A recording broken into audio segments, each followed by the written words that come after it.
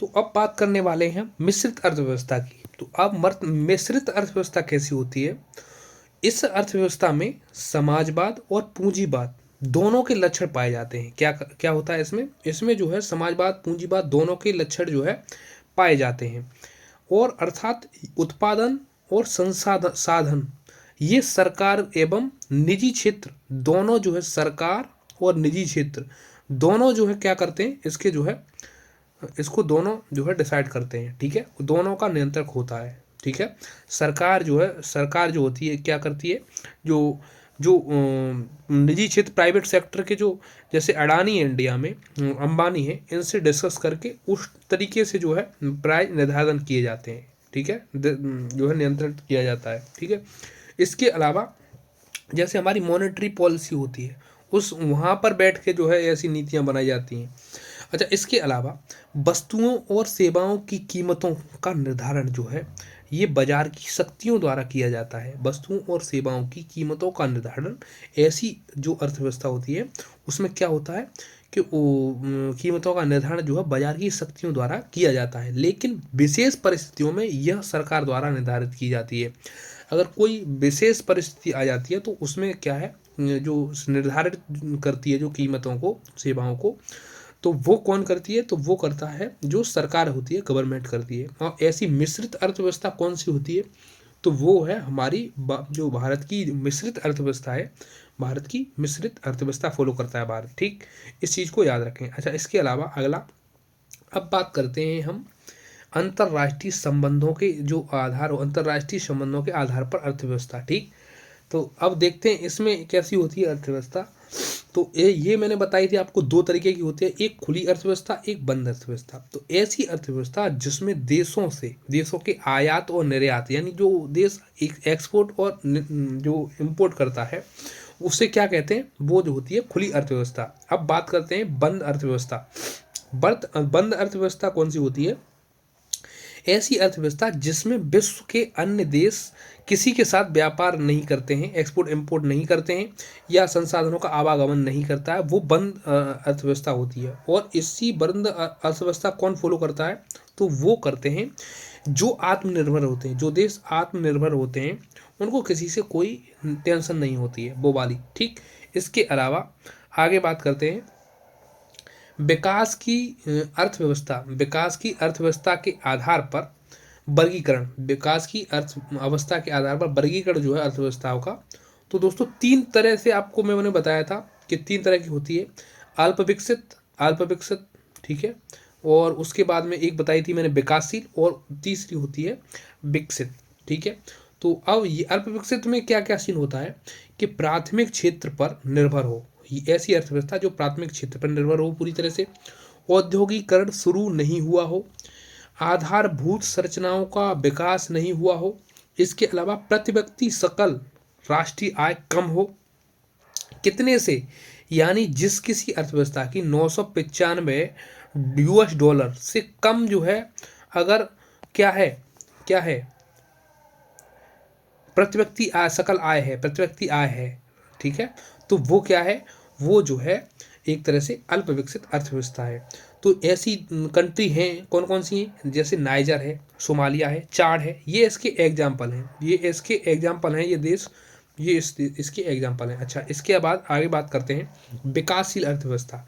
विकासशील अर्थव्यवस्था सामान्यतः उद्योग क्षेत्र पर निर्भर होती है। ये क्या है? उद्योगों पर निर्भर होती है। उसके अलावा औद्योगिकरण शुरू हो चुका हो लेकिन अधिक संभावनाएं हो। इससे अब हमारा जो है वो यहाँ पर हमारी इंडिया में अब 5 साल से 10 साल से सर्विस सेक्टर थोड़ा सा बढ़ चुका है इसी सरकार में, और जो औद्योगिकरण था वो तो बहुत काफ़ी टाइम से बढ़ गया था, लेकिन फिर भी आज की डेट में हमारा जो इंडिया है, हमारा जो इंडिया है वो उसकी इनकम जो है सर्विस सेक्टर से सबसे ज़्यादा है। उसके बाद किससे हमारा जो है, फिर हमारा इंडस्ट्रियल सेक्टर से, उसके बाद फिर जो है जो हमारा जो प्राइमरी टैक्स सेक्टर होता है जिसका नाम है जो है जो कृषि क्षेत्र होता है एक तरह से, उससे, ठीक है, एग्रीकल्चर जो सेक्टर होता है उससे जो है क्या है कि हम जो है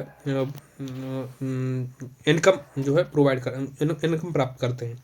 अच्छा, इसके अलावा अब बात करते हैं आधारभूत संरचना। आधारभूत संरचना विकसित हो लेकिन आवश्यकता के अनुरूप नहीं हो। ठीक है, आधारभूत संरचना जो है विकसित हो लेकिन आवश्यकता के अनुरूप नहीं हो, तो उस ऐसा जो है वो विकासशील होता है। अच्छा, इसके अलावा प्रति व्यक्ति सकल आय जो होती है या राष्ट्रीय आय होती है वो 900, उसमें 995 से कम की बात हो रही थी, इसमें 996 से ज़्यादा की बात हो रही है। और कितने तक प्रति व्यक्ति आय, यानी यानी 12,055 US डॉलर के मध्य हो प्रति व्यक्ति आय जो है, समझ रहे हैं ना। तो ऐसा देश जो है कैसा होता है, विकासशील अर्थव्यवस्था में आता है। तो अच्छा, यहाँ पर जो है आप कौन कौन से देश जो है ऐसी कंडीशन में है, तो देख सकते हैं आप। विकासशील हमारा भारत है, चीन है, ब्राज़ील है, दक्षिण अफ्रीका है। ऐसे देश जो है वो क्या है, ये सब विकासशील देश हैं। इसके अलावा विकसित अर्थव्यवस्था की बात करते हैं, तो विकसित अर्थव्यवस्था में क्या होता है, तो अर्थव्यवस्था उद्योग व सेवा क्षेत्र पर निर्भर हो, उद्योग व सेवा क्षेत्र पर निर्भर हो और आधारभूत संरचना पूर्णतः विकसित हो। आधारभूत संरचना जो है क्या हो, विकसित हो पूर्ण तरह। और दूसरी तरफ प्रति व्यक्ति आय जो है वहाँ पर 12,056 US डॉलर से अधिक हो, इतनी हो या इससे अधिक हो, तो वो क्या है, वो विकसित देश में आएगा। वो क्या है, विकसित देश में आएगा, विकसित देश में। ठीक है, हाँ, तो डेवलप्ड इकोनॉमी हो जाएगी वो। ठीक है, अच्छा, उसके अलावा ऐसे देश कौन कौन से एग्जाम्पल के लिए, तो देखिए अमेरिका है, ब्रिटेन है और ये जो जापान है, ये ऐसे देश जो है कौन सी इकोनॉमी फॉलो करते हैं, तो ये करते हैं आपकी विकसित अर्थव्यवस्था। ठीक, इसके अलावा अगला बाजार आधारित मूल्य निर्धारण। अब इसके बारे में बात करते हैं, ये क्या होता है। इस संबंध में निम्न जो नियम कानून होते हैं, दो नियम कानून होते हैं। ये होता है डिमांड एंड सप्लाई। ये क्या होता है, डिमांड और सप्लाई का नियम। ठीक है, सप्लाई का नियम।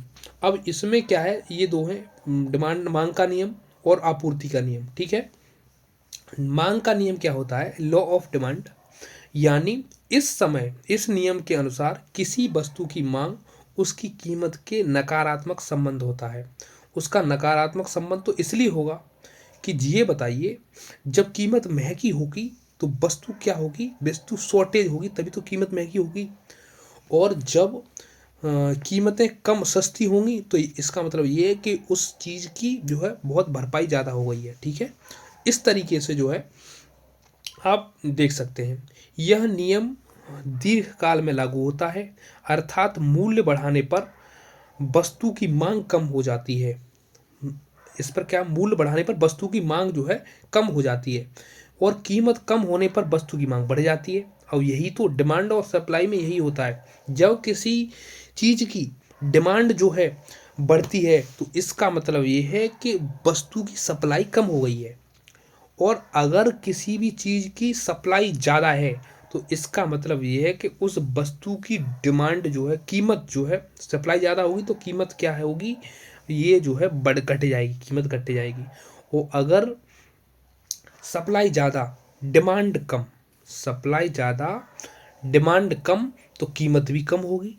अगर सप्लाई बढ़ेगी, समझ रहे हो ना, सप्लाई बढ़ेगी, सप्लाई बढ़ेगी, सप्लाई बढ़ेगी और डिमांड जो है क्या होगी, कम होगी, और चीज़ें जो है कैसी हो जाएंगी, सस्ती हो जाएंगी। जब सप्लाई, सीधा सिस्टम है, अगर सप्लाई ज़्यादा है तो कीमतें जो है क्या होंगी, कम हो जाएंगी। अगर सप्लाई कम है, सप्लाई जो है कम है तो कीमतें बढ़ जाएंगी। सीधा सिस्टम ये है। तो ये जो है आप इसको फॉलो कर सकते हैं। नेक्स्ट, इस तरह से ये चार्ट जो है फॉलो करता है आपकी पूरी चीज़। ये मैंने इसमें दर्शाया है। मूल्य अगर बढ़ेगा, मूल्य अगर बढ़ेगा तो मांग का जो वक्र है, समझ रहे हो ना, मूल्य बढ़ता जाएगा तो मांग का वक्र क्या होगा, गिरता जाएगा, गिरता जाएगा, नीचे को आएगा। ठीक है, गिरता जाएगा। ठीक है, मांग की मात्रा जो है कम होती जाएगी। और अगर मूल्य कम होगा तो मांग बढ़ती जाएगी। ठीक है, तो देखते मांग के निर्धारक तत्व, वो वस्तु का, अब देखो किस किस डिसाइड होती है मांग, कैसे डिसाइड होती है, तो वस्तु के मूल्य पर डिसाइड होती है, उपभोक्ता की आय पर भी डिसाइड होती है मांग, क्योंकि अब मेरे पास 10 रुपये हैं और अगर कोई चीज़ 100 रुपये किलो बिक रही है तो अब मैं तो उसको लेने की सोचूंगा ही नहीं, समझ ना। तो वो वाला, और मैं 100 ग्राम अगर लूँगा भी तो मैं 10 रुपये की 100 ग्राम ले सकता हूँ उसको, 100 रुपये किलो है तो ठीक है। अच्छा, इसके अलावा उपभोक्ता की अभिरुचि। दूसरी बात, आपकी चीज़ मिल रही है 10 रुपये किलो, यानी आप टमाटर, यानी आप कोई भी चीज़ बेच रहे हैं, यानी यानी आप मान लो अमरूद बेच रहे हैं, अमरूद। अब अमरूद क्या है, अमरूद मुझे अच्छा नहीं लगता। अब क्या है, अब ये फ्री में भी बिकने लगे ना, फ्री में ये फ्री बिकने लगे अमरूद। अब मुझे क्या है, मुझे अमरूद अच्छा ही नहीं लगता। तो आप इस, मेरी अभिरुचि ही नहीं है, उपभोक्ता की अभिरुचि नहीं है, तो इसको फ्री में बेचिए तो क्या होगा, बहुत सस्ता बेचे, 2 रुपये किलो बेचे, फ्री तो नहीं, 2 रुपये किलो बेचे, तब भी मैं इसे नहीं लूँगा। और जिसे अमरूद बहुत पसंद हो तो अगर ये 50 रुपये किलो भी मिलेगा मार्केट में, तब भी क्या होगा, अभिरुचि है तो खरीदेगा बंदा। ठीक, ये भी, इस पर भी मांग डिसाइड होती है या डिपेंड करती है। इसके अलावा भविष्य में मूल्य मूल्य जो है परिवर्तन की संभावना, मूल्य परिवर्तन की संभावना जो है भविष्य में कैसे होती है, तो ये जो है इसमें आप देख सकते हैं मांग पर डिसाइड होता है ये, भविष्य में मूल्य की परिवर्तन की संभावना। ठीक, इसके अलावा मांग के नियम के अपवाद क्या हैं वो देखते हैं कि बुनियादी या मूलभूत आवश्यकताएं। तो अब देखिए, मूलभूत आवश्यकता, अब जैसे दवाइयाँ, ये दवाइयाँ हैं तो ये जो है एक तरह से अब अपवाद है। अब इसमें डिमांड ज़्यादा है तब भी, अब इसमें ये तो आपका ज़रूरत की चीज़ है तो ये आपको क्या होगा, लेनी पड़ेगी, और महंगी भी मिलती है और कम भी मिलती है। तो अब ये एक तरह से एक्सेप्शन है इसका। ठीक, अब बेबीलीन वस्तुएं क्या होती हैं, भोगविलासता की वस्तुएं, प्रतिष्ठा की वस्तुएं। ठीक है, जैसे लग्जरी कार है, अब भाई आपको चाहिए कार, ठीक है, अब BMW चाहिए, मान लो आपको मर्सिडी चाहिए, तो अब मर्सिडी और BMW, अब ऑडी खरीदेंगे आप तो वो तो ऑब्वियसली सी बात है, आपकी वो तो महंगी आएगी। अब गरीब आदमी तो उसको देख भी नहीं सकता। तो ये एक तरह से विलासता, ऐस मौज करने की चीज़ें हैं। अब जिसके पास 5 लाख 10 लाख रुपए हैं तो वो अपनी जो है बहुत छोटी गाड़ी लेगा, 5 लाख तक की लेगा, 10 लाख तक की लेगा, समझ रहे हैं ना आप। थोड़े से ज़्यादा पैसे होंगे तो SUV ले लेगा। अब और क्लब की सदस्यता भी इसमें डिपेंड होती है। ठीक है, ये भी एक तरह से आप समझ सकते हैं क्लब की सदस्यता क्या होती है। अब इसके अलावा आपूर्ति का नियम, अब पब है, म्यूजिक है और वैसी चीज़ें होती हैं जो महंगी, डिस्को वगैरह, ये क्लब की सदस्यता एक तरह से वही है। ठीक है, अब आपूर्ति के नियम के बारे में जानते हैं। इस नियम के अनुसार दीर्घ काल में किसी वस्तु की कीमत उसकी आपूर्ति में सकारात्मक संबंध होता है, समझ रहे हैं ना। अर्थात वस्तुओं की कीमत बढ़ने पर उसकी आपूर्ति बढ़ जाती है, उसकी आपूर्ति क्या होती है, बढ़ जाती है। वस्तुओं की कीमत बढ़ने पर उसकी आपूर्ति यानी सप्लाई बढ़ जाती है। ठीक है, और मूल्य कम होने पर आपूर्ति क्या होती है, कम हो जाती है, क्या होती है, कम हो जाती है।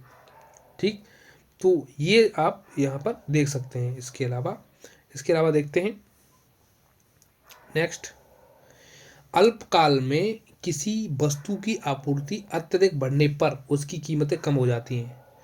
यानी किसी वस्तु है कोई, अब उसकी आपूर्ति जो है अधिक हो गई, ठीक है, यानी उसकी जो सप्लाई अधिक हो गई तो उसकी कीमतें डेफिनेटली कम हो जाएंगी। अब कोई चीज़ यहाँ पर एक 2 ट्रक की ज़रूरत थी, 1 ट्रक की 2 ट्रक की ज़रूरत है, अब माल आ गया 3 ट्रक, तो 3 ट्रक आएगा तो 1 ट्रक ये ख़राब ना हो जाए, इस वजह से अब 1 ट्रक टमाटर की ज़रूरत थी और 2 ट्रक आ गए तो 1 टमाटर खराब।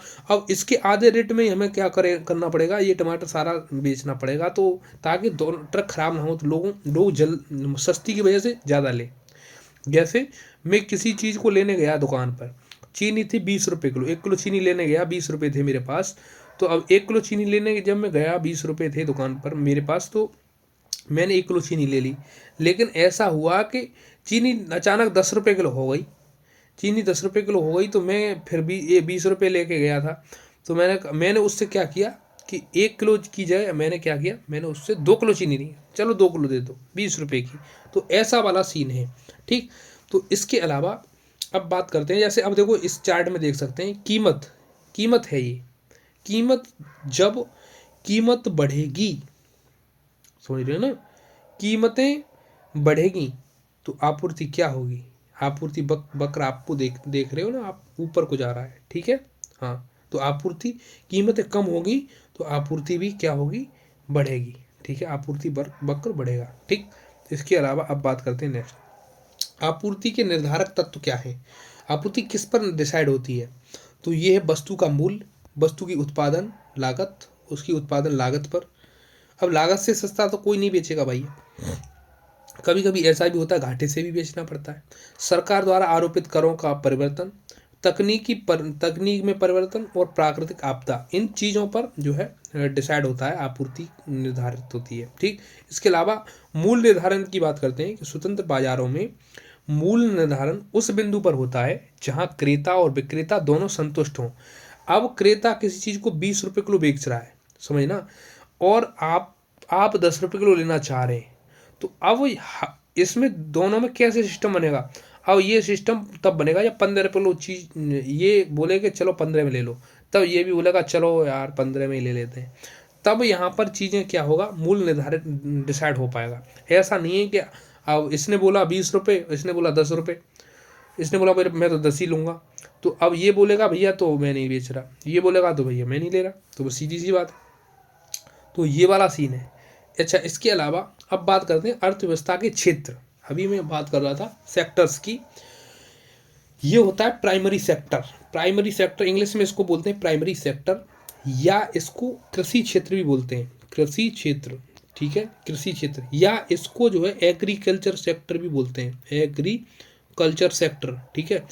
अब प्राथमिक, इसमें प्राकृतिक संसाधनों से प्राप्त उत्पादों को सम्मिलित किया जाता है, इसमें क्या होता है, प्राकृतिक संसाधनों से प्राप्त जो उत्पाद होते हैं उनको सम्मिलित किया जाता है, और कृषि से संबंधित होते हैं वो, कृषि से संबंधित, मत्स्य यानी मछली पालन से, मछलियों से संबंधित होते हैं जो समुद्री उत्पाद होते हैं। उसके बाद वानिकी पशुपालन, खनन होता है, वो भी इसी से रिलेटेड होता है, खनन वगैरह। इसके बाद खनन, जैसे आपने देखा होगा जो खान होती है, खान जहाँ से कोयला सोना चांदी जो निकलते हैं, लोहा वगैरह, वो वाला सीन, तो वो इसी सेक्टर में आता है, किसमें, प्राइमरी सेक्टर में। इसके अलावा सेकेंडरी सेक्टर होता है, सेकेंडरी सेक्टर क्या होता है, इसमें प्राथमिक क्षेत्र, अब जैसे यहाँ पर मान लो गेहूँ पैदा होता है, यहाँ पर गेहूँ क्या हुआ, पैदा हुआ, यहाँ पर गेहूँ पैदा हो गया। इसके अलावा अब जो है द्वितीय क्षेत्र आया, द्वितीय क्षेत्र में क्या है, इंडस्ट्रियल सेक्टर है, ये इंडस्ट्रियल, ये एग्रीकल्चर सेक्टर है जहाँ पर उत्पाद बनते यानी पैदा होते हैं, उत्पादन होता है। यहाँ पर क्या होता है, यहाँ पर ये मैन्युफैक्चरिंग करते हैं उसकी, ये मैन्युफैक्चरिंग सेक्टर है, इंडस्ट्रियल सेक्टर है, इसको कुछ भी बोल सकते हैं, मैन्युफैक्चरिंग सेक्टर भी बोल सकते हैं, द्वितीय क्षेत्र भी बोल सकते हैं, सेकेंडरी सेक्टर भी बोल सकते हैं, इंडस्ट्रियल सेक्टर भी बोल सकते हैं, ठीक है। हाँ, बहुत सारे नाम होते हैं, इसको कृषि क्षेत्र भी बोल सकते हैं, प्राइमरी सेक्टर भी बोल सकते हैं, एग्रीकल्चर सेक्टर भी बोल सकते हैं, समझ रहे हैं ना। तो ऐसे करके अब इसके बाद यहाँ पर क्या है, विनिर्माण होता है, निर्माण होता है चीज़ों का, यानी यहाँ से गेहूँ उत्पादन हुआ, यहाँ गेहूँ उत्पाद इन्होंने अब ये वाली जो द्वितीय क्षेत्र वाले होते हैं, प्राथमिक क्षेत्र वालों से गेहूँ खरीद लिया, गेहूँ खरीदने के बाद इन्होंने क्या बनाया, उसका आटा, अब आटा बनाने के बाद में फिर इन्होंने उसका क्या बना दिया, बिस्कुट बना दिया इन्होंने, ठीक है, पार्ले जी का बिस्कुट बना दिया इन्होंने, या पार्ले का कोई सा बिस्कुट बना दिया, ठीक है, टाइगर का बिस्कुट बना दिया, समझ सकते हैं आप। तो यहाँ पर जल आपूर्ति, विद्युत, गैस, ये सारी चीज़ें क्या इंडस्ट्रियल सेक्टर में आती हैं, ठीक है। तो द्वितीय क्षेत्र में ये सेकेंडरी सेक्टर में आती हैं, ठीक। इसके अलावा अब बात करते हैं तृतीय क्षेत्र की, तृतीय क्षेत्र यानी इनमें केवल सेवाओं का मतलब इनका काम होता है सर्विस देने का काम होता है इनका, जैसे कॉल वगैरह करते हैं, देख रहे हैं, सर्विस कौन कौन दे रहा है, जैसे चिकित्सा है, चिकित्सा सर्विस सेक्टर में आती है, परिवहन सर्विस सेक्टर में आता है, तुमको बैठा के ले जा रहा है, ठीक है, और बैंकिंग सेक्टर में, बैंकिंग जो है ये भी सर्विस सेक्टर में आती है, बीमा सर्विस सेक्टर में आता है, शिक्षा सर्विस सेक्टर में आती है। अब इसके अलावा एक चीज़ मैं आपको बता दूं कि यहाँ पर बिस्कुट, गेहूँ उत्पादन हुआ, यहाँ पर क्या हुआ, उसका आटा बनाया गया, आटा बनाकर उसका बिस्कुट बना दिया गया, पैक कर दिया गया, ठीक है। अब यहाँ पर क्या हुआ, हमने कॉल सेंटर खोला उसके लिए, यो सर्विस का काम करेगा, हमने यहाँ से सर्विस सेक्टर का मतलब होता है ये सर्विस देगा, यहाँ से हमने क्या किया, 4-5 बंदे हायर किए, ठीक है। अब हायर करने के बाद हमने उनको अलग अलग सिटियों में छोड़ दिया कि जाओ तुम प्रचार करो, इसका मार्केट करो। उसके बाद में इन्होंने ऑर्डर लगाया, ये क्या करेंगे, मार्केट 5 सिटियों में अलग अलग जाएंगे और वहाँ से ऑर्डर लगाएंगे। और यहाँ पर हम क्या करेंगे, यहाँ पर 4 कॉल सेंटर में 4 जो है कस्टमर बैठाएंगे। अब ये जो है सर्विस पूछेंगे, हाँ सर कितना माल चाहिए, हाँ कितना माल चाहिए। अब यहाँ से फिर सर ये उन सिटियों में जो है माल डिसाइड होगा, यहाँ से ये कंपनी को वो देगा, तो यहाँ से ट्रक डाउनलोड होगा और ट्रक डाउनलोड होके और आपका जो है सिटियों में पब्लिश हो जाएगा। तो ये वाला सीन होता है, ये होता है, ये तीनों सेक्टर एक दूसरे से जुड़े होते हैं और ये बहुत ही महत्वपूर्ण सेक्टर हैं ये तीनों अपने आप में इंडिया के अंदर जो है आज की डेट में, ठीक है। और इन पर ही पूरी इकोनॉमी टिकी हुई है। सर्विस सेक्टर, तृतीयक, ये टर्सरी सेक्टर जो होता है या तृतीयक क्षेत्र बोल दो या सर्विस सेक्टर बोल दो, ये जो है क्या होता है एक तरीके से, ये जो है दोस्तों सबसे ज़्यादा जो है इनकम बनाने वाला, इंडिया की जीडीपी में सबसे ज़्यादा योगदान करने वाला कोई सेक्टर है तो वो कौन सा है, वो है आपका, वो कौन सा सेक्टर है, वो है आपका टर्सरी सेक्टर। उसके बाद दूसरे नंबर पर इंडस्ट्रियल सेक्टर, क्योंकि ये जो है अपने टैक्स यानी अपने हर चीज़ को मार्केटिंग करने के लिए, मार्केटिंग का काम होता है टर्सरी सेक्टर का। अब किसी चीज़ का तुम प्रचार नहीं करोगे तो अब ये बताओ कि फिर इसके बिस्कुट को कोई जानेगा ही नहीं, यूट्यूब पर कोई देखेगा ही नहीं, टीवी पर कोई देखेगा ही नहीं कि उसका प्रचार ऐड आ रहा है। तो ये बताइए फिर जो है कैसे जो आपके बिस्कुट को खरीदेगा, जिसका मन नहीं चल रहा होगा वो भी खरीदेगा, उसको पता चलेगा देखो बिस्कुट 10 रुपये मिल रहा है, ठीक है।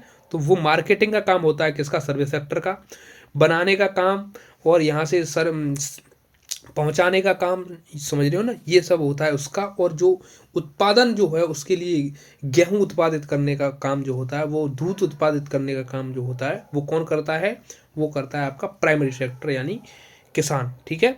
और ये जो है जो फर्स्ट पिलर जो होता है इकोनॉमी का जो होता है वो जो है प्राइमरी सेक्टर ही होता है। सेकंड पिलर आप इसको मान सकते हैं। लेकिन ये जैसे जैसे आगे बढ़ते जाते हैं, सबसे ज़्यादा अगर रोजगार की बात की जाए तो रोजगार एग्रीकल्चर सेक्टर में सबसे ज़्यादा देता है, लेकिन यहाँ पर इनकम सबसे कम होती है, ठीक है। और ये जो है जो वर्कर होते हैं उनको सैलरी भी सबसे कम दे पाता है। उससे ज़्यादा देता है कौन, इंडस्ट्रियल सेक्टर। उससे भी ज़्यादा कौन देता है, सर्विस सेक्टर। क्योंकि यहाँ पर खाली मार्केटिंग के पैसे होते हैं, यहाँ पर खाली जुबान के कलम के पैसे होते हैं और यहाँ पर दिमाग के पैसे होते हैं और यहाँ पर क्या मेहनत के पैसे होते हैं और यहाँ पर मेहनत और उम्मीदें, ठीक है, और नेचर, सारी चीज़ें मिलकर जो है यहाँ पर, यहाँ तो सारी चीज़ें अब जैसे अब वो डिटेल हो जाएगा फिर बहुत ज़्यादा कि अब किसान ने कोई चीज़ उगाई ओला पड़ गया, गेहूँ उड़ाए ओला पड़ गया, तो अब यहाँ पर किसान की फसल जो है बर्बाद हो गई। तो इस तरीके से जो है यहाँ पर तो नेचर पे भी डिपेंड होना पड़ता है, समझ रहे हैं ना। या फिर टाइम से गेहूं में पानी नहीं लग पाया एक तरीके से, तो फिर क्या होगा, गेहूं जो है उतना अच्छा नहीं उगेगा और सूख जाएगा, तो पिचका गेहूं हो जो है फिर हो पाएगा। तो वो सारी चीज़ें देख सकते हैं और आगे बढ़ते हैं। अब ये आपको समझ में आ गया होगा, बिस्कुट, यहाँ पर बिस्कुट के लिए गेहूँ बना, यहाँ पर आटा बन के बिस्कुट बना और यहाँ पर मार्केट में इन्होंने जो है अपनी सर्विस के द्वारा जो है पहुंचवाया काम। हालांकि पहुंचाने का और सर्विस इनका काम मार्केट में डील करने का काम इन्हीं का होता है, लेकिन ये सर्विस यहाँ से ये लेते हैं, मार्केटिंग यहाँ से होती है। इसके अलावा अब बात करते हैं चौथे सेक्टर की, चतुर्थ सेक्टर यानी जो फोर्थ सेक्टर होता है वो कौन सा होता है, चतुर्थ क्षेत्र बोलते हैं जिसको। तो ये जो है इसमें ज्ञान से संबंधित सेवाएं जो है की जाती हैं, ज्ञान से संबंधित सॉफ्टवेयर डेवलपर्स जो होते हैं, डेवलपर जो आपकी वेबसाइट जो है बनाते हैं, क्या करते हैं, जो वेबसाइट जो बनाते हैं दोस्तों, वो जो है वो ऐसे डेवलपर्स जो हैं आपकी वेबसाइट को हैंडल करते हैं। शोध यानी वैज्ञानिक जो होते हैं, जो शोध करते हैं, किसी चीज़ की रिसर्च करते हैं दोस्तों, वो इस क्षेत्र में आते हैं। इसके अलावा कर प्रबंधक आते हैं, जो टैक्स को जो है प्रबंधित करते हैं, मैनेजमेंट करते हैं, वो आते हैं। म्यूचुअल फंड जो आपने देखा होगा, म्यूचुअल फंड मैनेजमेंट करते हैं, यानी स्टॉक मार्केट को जो डील करते हैं वो वाले इसमें आते हैं। तो ये चतुर्थ क्षेत्र हो गया। इसके अलावा पंचम क्षेत्र जो होता है उसमें सीईओ वगैरह, वैज्ञानिक, आईएएस वगैरह, ये सब सारी चीज़ें आते हैं। तो ये आप देख सकते हैं, ये 5 क्षेत्र हो गए आपके और अच्छे से समझ में आ गए होंगे आपको। इसके अलावा उत्पादन के आधार पर बात करते हैं कि किसी अर्थव्यवस्था के उत्पादन जो होते हैं, उत्पादन जो होता है किसी भी अर्थव्यवस्था का, तो वो किस तरीके से होता है, तो उसके 4 पिलर होते हैं। कौन कौन से पिलर होते हैं? 4 पिलर होते हैं। तो वो कौन से? तो उत्पादन के कारक और साधन के कारक, ठीक है। तो ये दोनों मैंने लिख दिए हैं आपस में। तो तो भूमि किसी भी जो उत्पादन, किसी भी उत्पादन के 4 कारक होते हैं। जैसे उत्पादन तभी होगा जब भूमि होगी, पूंजी होगी यानी धन होगा, श्रम होगा यानी मेहनत होगी, उद्यम होगा यानी उसको जो है एक तरीके से व्यापार होगा, तो तभी तो लाभ होगा। तो अब भूमि के लिए क्या चाहिए होता है? किराया, ठीक है। पूंजी के लिए क्या होगा? बैंक से पैसे लोगे तो ब्याज देनी पड़ेगी। श्रम के लिए क्या होगा? मजदूरी देनी पड़ती है। और ये जो है उद्यम क्या है? उद्यम जब करोगे, जब उद्यम होगा तब जो है लाभ जो है होता है। तो इस तरह से मुझे लगता है आपको इकोनॉमी अच्छे से समझ में आ गई होगी। तो कारक लागत की बात करते हैं, फैक्टर कॉस्ट क्या होती है? तो फैक्टर कॉस्ट जो है होती है दोस्तों, उत्पादन के सभी कारकों की लागत का योग, योग जो है वस्तु की कारक लागत कहलाता है। अब जैसे हमने कोई भी चीज़ खरीदी, मान लो अब जैसे हमने जो है क्या सारी चीज़ें देखनी पड़ती हैं। जैसे कारक लागत में अब मैंने यहाँ पर भूमि खरीदी, पूंजी लगाई, यानी ब्याज भी, तो ये सारी चीज़ें जुड़ी होती हैं उसमें बिस्कुट बनाने में। अब जैसे मैंने जो है मान लो सपोज दैट, अब जैसे क्या है, देखो किराया, मजदूरी, लाभ, ये सब जो है क्या है? कारक लागत है। एक तरीके से मान लो कि किसान ने गेहूँ उगाया, गेहूँ 28 रुपये किलो में गेहूँ बेच दिया। उसके बाद में अब 28 रुपये किलो में इसने गेहूँ बेचा। इसने क्या किया? इंडस्ट्रियल सेक्टर, प्राइमरी सेक्टर था, अब इंडस्ट्रियल सेक्टर यानी मैन्युफैक्चरिंग सेक्टर वाले ने खरीद लिया। अब 2800 रुपये का 1 कुंटल गेहूँ मान लो इसने खरीद लिया। इसके बाद अब ये क्या करेगा? ये जो है इसमें मजदूर लगाएगा, मशीनों को लगाएगा, समझ रहे ना आप, पैसा लगाएगा, ज़मीन किराए पे कहीं कंपनी खोलेगा लेके, तो वो सारी चीज़ें इसमें लीड करेगा।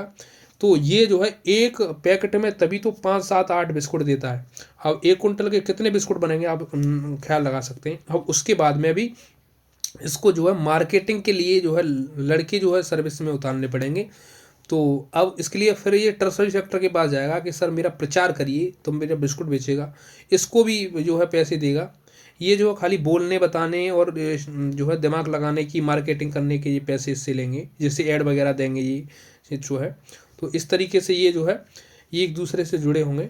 तो अब फिर यहाँ से जो है माल जाएगा, इस सिटी में उतरेगा, फिर सभी दुकानों पे जाएगा, फिर यहाँ से लोग खरीदेंगे इस दुकानों से, ये ऐसे करके, ठीक है।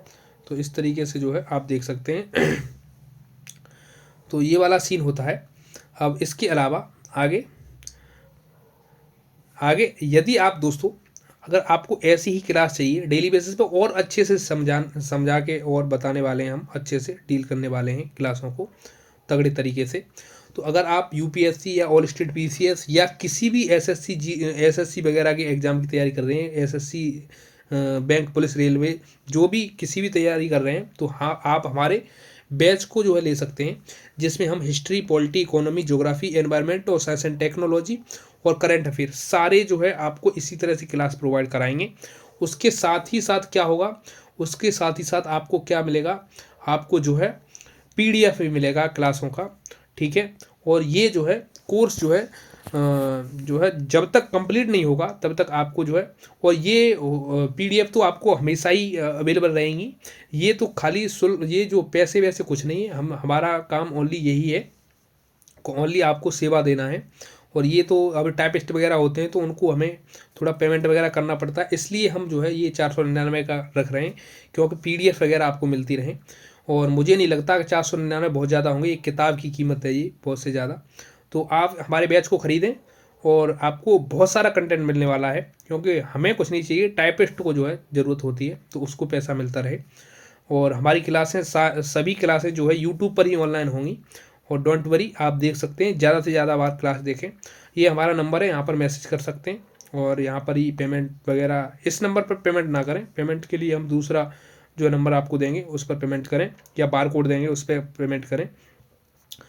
तो फिर मिलते हैं नेक्स्ट क्लास में, तब तक के लिए बाय बाय। और आप यदि किसी भी क्लास की तैयारी कर रहे हैं, UP PCS, RAS, BPSC, UK PCS, MPF, MPPCS, pre mains, किसी की भी, तो दोस्तों आप आ सकते हैं।